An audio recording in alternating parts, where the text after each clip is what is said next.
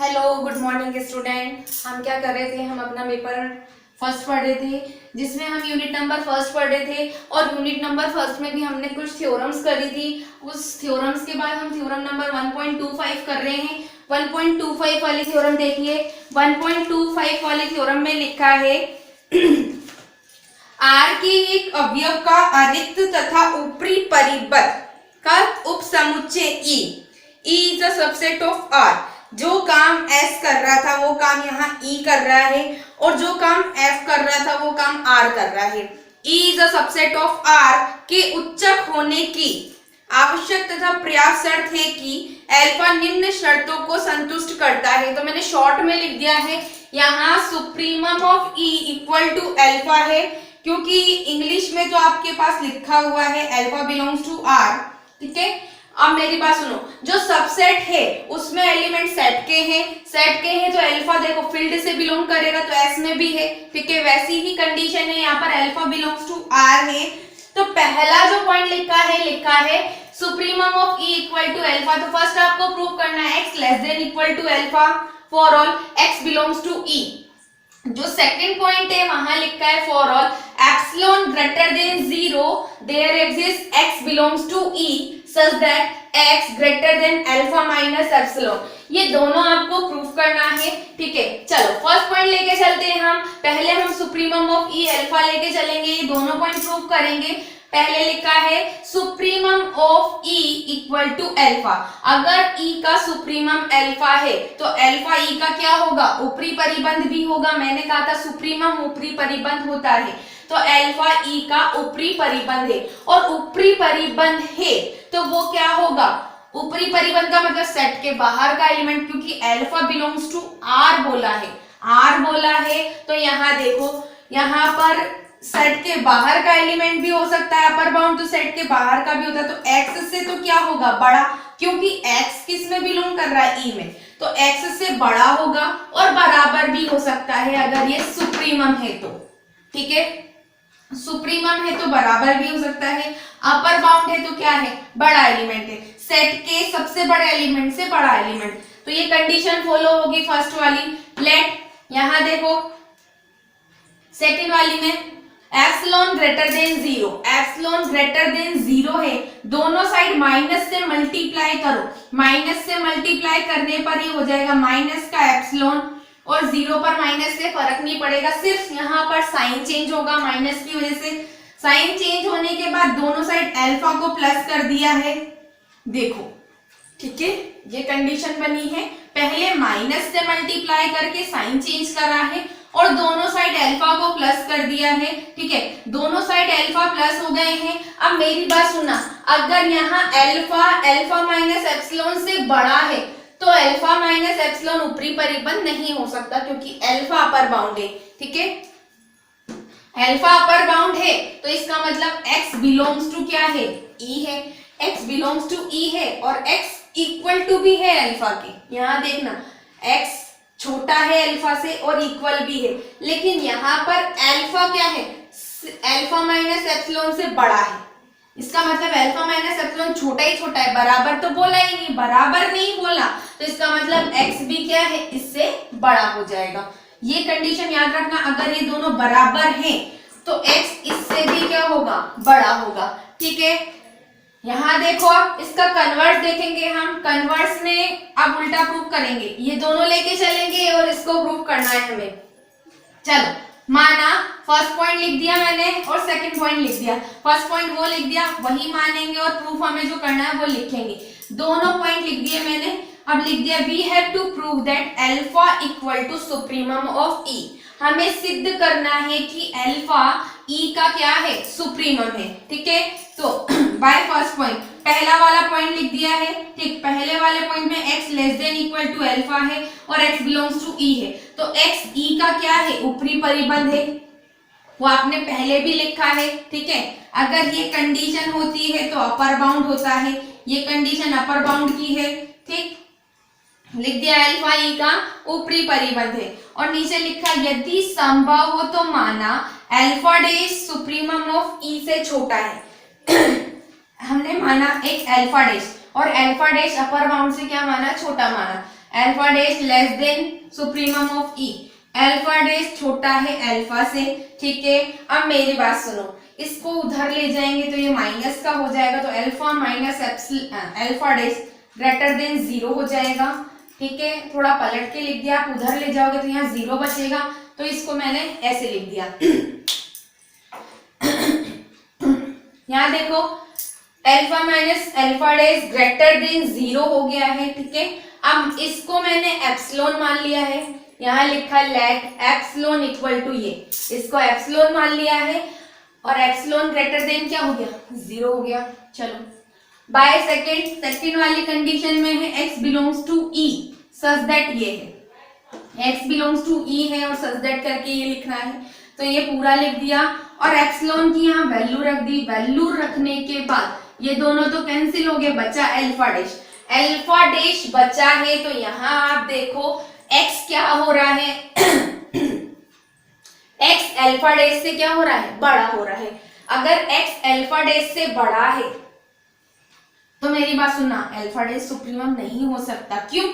क्योंकि जो x है वो अल्फा डैश से बड़ा है और अल्फा डैश से बड़ा है, जो कि ऊपरी परिबंध भी नहीं है, ठीक है। अल्फा डैश यहाँ पर क्या है, ऊपरी परिबंध नहीं है।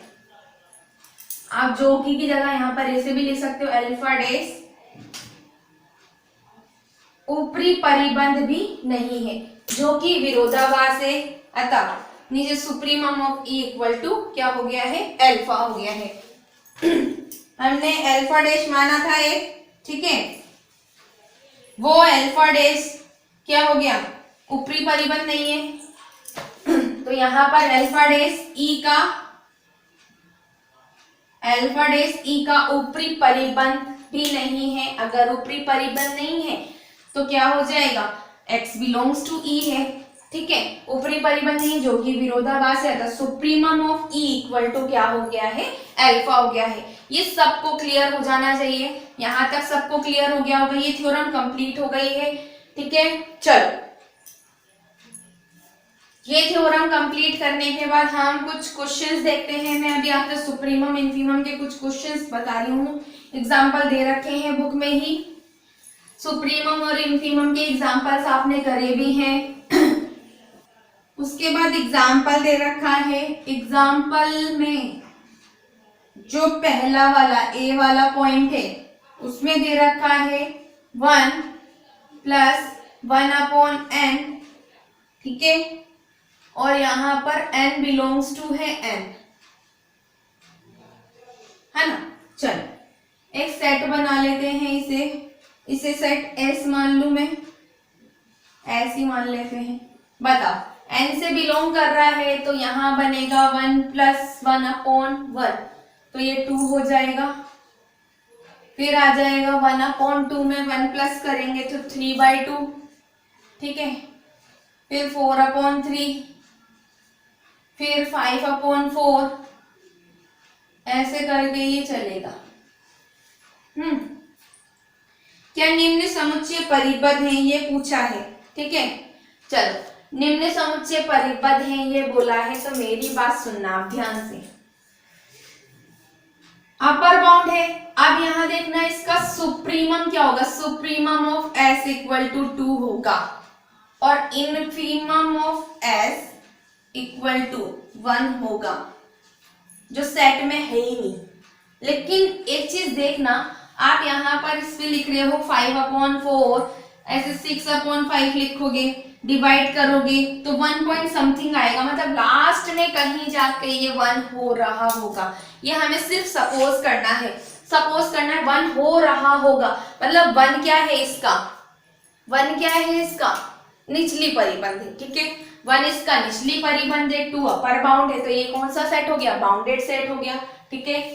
2 सबसे बड़ा, अब 2 के बाद ये क्या है 1.5, पॉइंट छोटा करते करते करते कहीं जाके क्या हो जाएगा, ये 1 हो जाएगा। 1 होने के बाद छोटा हो गया, तो आपको इनफीमम भी मिल गया इसमें, ठीक है। चलो इसका सेकंड वाला एग्जांपल बी वाला देखते हैं।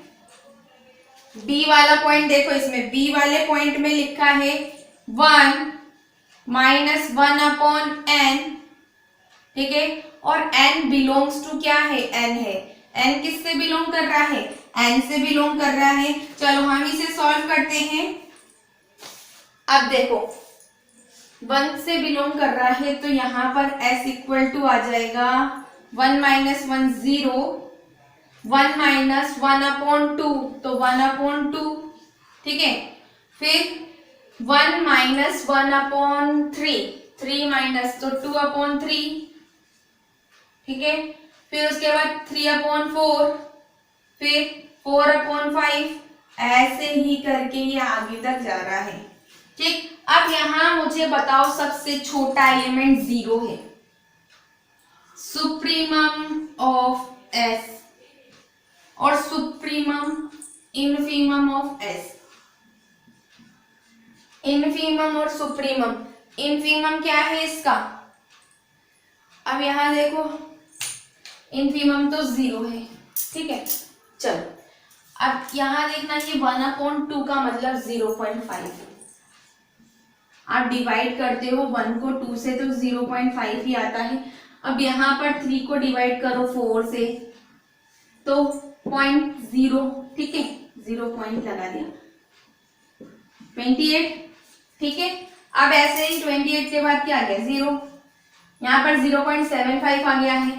4/5, 4/5 का मतलब क्या हो गया, 0 लगा के 8 × 40, मतलब यहाँ पॉइंट के बाद आप देखते जाओ, पहले 0.5 आ रहा है, फिर 0.7 आ रहा है, फिर 0.8 आ रहा है, मतलब कहीं जाके ये क्या हो रहा होगा, 1 हो रहा होगा। तो इसका सुप्रीमम क्या हो गया 1 और इनफीमम क्या हो गया 0 हो गया है, ठीक है। क्लियर हो गया सबको, है ना। हम बाउंडेड, वैसे सेट में तो नहीं है, सिर्फ बाउंडेड बताने के लिए मैं आपको बोल रही हूँ। उसमें बाउंडेड में ऊपरी और निचली, सेट में प्रेजेंट नहीं है तब भी अपर बाउंड होता है, सेट में प्रेजेंट सुप्रीमम अपर बाउंड होता है। मतलब अगर सुप्रीमम है तो अपर बाउंड है, अगर सुप्रीमम नहीं है तब भी क्या है, अपर बाउंड तो होगा, और अपर बाउंड की वजह से वो बाउंडेड सेट हो जाता है, ठीक है। चलो इसका अगला वाला एग्जाम्पल है सी वाला पॉइंट। सी वाले पॉइंट में दे रखा है आपको x बिलोंग्स टू -1 की पावर n, ठीक है, मल्टीप्लाई बाय n और n बिलोंग्स टू n, ठीक है। चलो इसका सेट बना रहे हैं हम, s इक्वल टू, यहां पर n की वैल्यू 1 से स्टार्ट होगी तो -1, ठीक है, -1 2 -3 4 -5 6, ऐसे ही करके आपको लिखना है यहाँ पर। क्यों, देखो -1 तो पावर 1 है, ओड नंबर है तो माइनस आएगा 2 तो 2 आ जाएगा, -1 की पावर 2 तो पॉजिटिव हो जाएगा, ऐसे करके ये चलता रहेगा। तो इसका सुप्रीमम और इसका इनफीमम बताओ, सुप्रीमम और इनफीमम, इनफीमम क्या होगा इसमें पता नहीं, नेगेटिव है, जा रहा है नेगेटिव देने, कहाँ खत्म होएगा माइनस हमें नहीं पता, क्योंकि ये इंटीजर चल रहे पॉइंट में, तो हम फिर भी सपोज करते हैं कहीं जाके 1 हो रहा होगा, ये माइनस तक जा रहा है। अब माइनस सबसे छोटा माइनस तो इनफीमम होगा, सबसे बड़ा, अब ये n को कहाँ तक लेके जाऊं मैं, नेचुरल नंबर कहाँ खत्म हो रहे हैं नहीं पता, तो इसमें सुप्रीमम भी नहीं है और इनफीमम भी नहीं है, और सुप्रीमम और इनफीमम नहीं है तो ये बाउंडेड सेट नहीं है, और बाउंडेड सेट नहीं है तो आपका क्वेश्चन सॉल्व हो गया, ठीक है। अगला वाला एग्जांपल आप खुद कर लेंगे, है ना।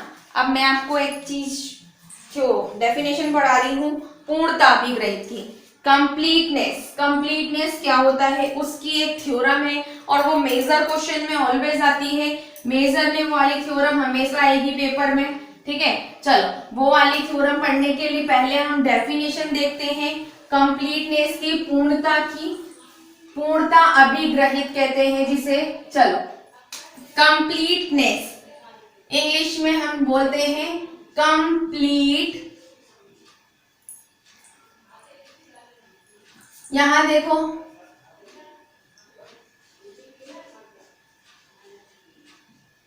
कंप्लीटनेस मतलब पूर्णता। चलो कंप्लीटनेस मतलब होता है पूर्णता, है ना, कंप्लीटनेस में पूर्णता दे रखा है, पहला दे रखा है आपको द, मेरी बात सुनो, पहला दे रखा उच्चक अभिग्रहित। जो पहली डेफिनेशन है आपकी वो है उच्चक अभिग्रहित की। फर्स्ट वाली डेफिनेशन है द LUB,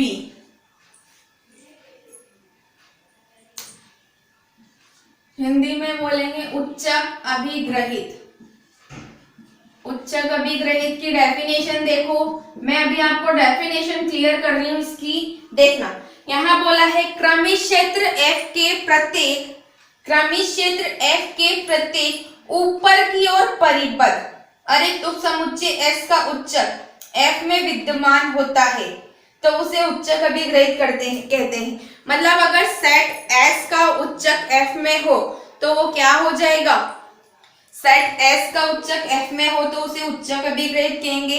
इंग्लिश में बोलेंगे every non empty set S of ordered field F, every non-empty set S of ordered field F which is bounded above admits of supremum in F। ठीक है, अब मेरी बात सुनो, उच्चक अभिग्रहित का मतलब क्या है, S का उच्चक F में विद्यमान हो तो उसे उच्चक अभिग्रहित कहते हैं। ठीक है, ऐसे ही दूसरी डेफिनेशन है निम्नक अभिग्रहित की। निम्नक अभिग्रहित की डेफिनेशन क्या होगी, अब निम्नक अभिग्रहित में लिखेंगे क्रमिक क्षेत्र F के प्रत्येक नीचे की ओर परिबद्ध अरिक्त उपसमुच्चय S का निम्नक F में विद्यमान होता है तो उसे हम क्या कहते हैं, निम्नक अभिग्रहित। और निम्नक अभिग्रहित का मतलब द ग्रेटेस्ट लोअर बाउंड। ठीक है, एक्सियोम्स भी लिखना है इसमें अभिग्रहित का।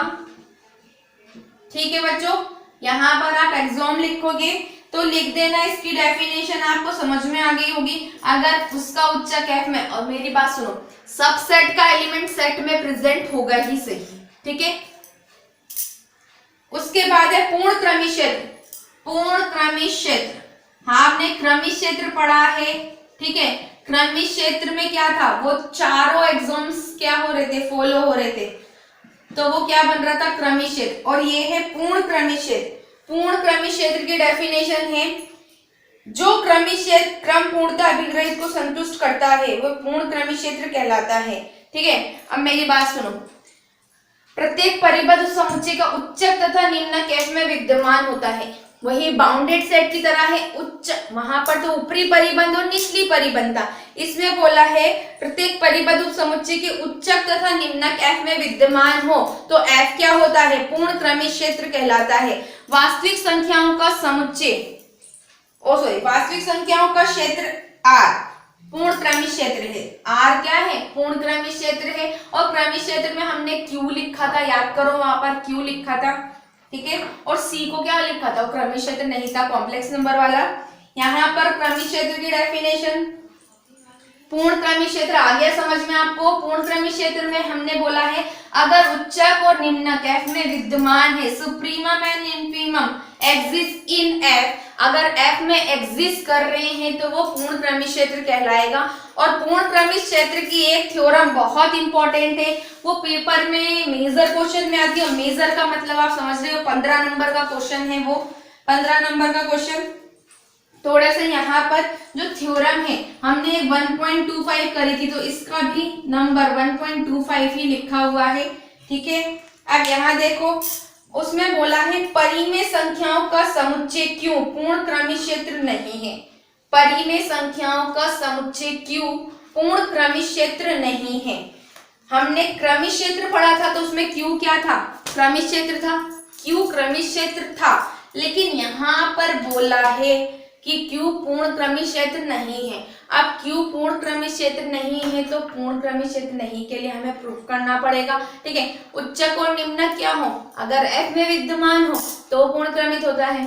अगर इसके उच्चक और निम्नक सेट में प्रेजेंट होंगे, जो भी सेट हम ले S मान लिया, ठीक है, उसका उच्चक मान लिया, अगर सेट में ही प्रेजेंट होगा तो पूर्ण क्रमिक क्षेत्र बन जाएगा। और सेट में प्रेजेंट नहीं होगा तो वो क्या होगा, पूर्ण क्रमिक क्षेत्र नहीं होगा। और हमें यहाँ पर यही प्रूफ करना है कि वो पूर्ण क्रमिक क्षेत्र नहीं है। ठीक है, तो ये थ्योरम थोड़ी बड़ी है बड़े का मतलब 2-3 पेज की थ्योरम मान लो इसे, 2-2.5 पेज की। 15 नंबर का क्वेश्चन बनेगा। 15 नंबर का क्वेश्चन आपको समझ में आ रहा होगा। ये थ्योरम 2019 सॉरी 2019 में आई हुई है, 18 में सॉरी 18 में मेजर क्वेश्चन में आई है, ठीक है। और एक मिनट रुको, और भी आई हुई है, ये 2-3 बार आई है ये थ्योरम मेजर में। तो हम इस थ्योरम को नेक्स्ट क्लास में पढ़ते हैं, ठीक है। 2011 में आई है, 2011, 2011। और भी आप पेपर 5 ईयर्स के उठा के देखना, उसमें ये थ्योरम आपको मिल जाएगी, 15 नंबर के क्वेश्चन में मिलेगी, ठीक है। तो हम अगला नेक्स्ट क्लास में पढ़ते हैं। आज के लिए इतना काफी है, ठीक है।